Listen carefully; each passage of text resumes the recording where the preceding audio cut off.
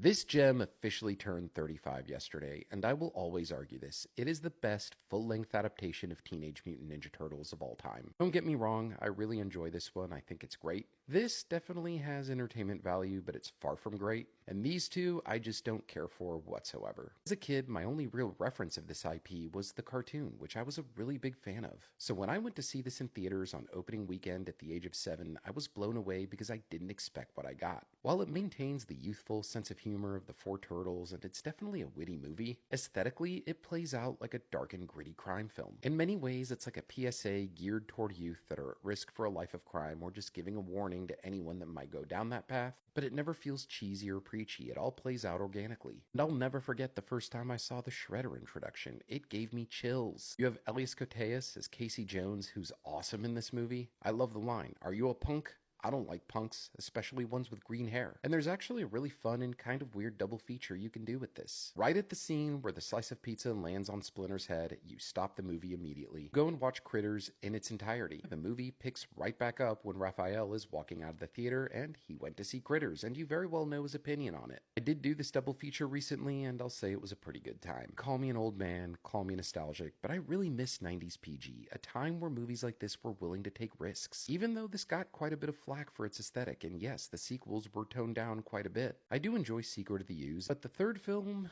even though it's not terrible, well, it just didn't measure up to its predecessors. Although I will give it credit for introducing me to the song Tarzan Boy by Baltimora. In my opinion, this is the best full-length adaptation of the TMNT property, and with all of that I ask, where does this movie sit with you? What experiences did you have with it growing up?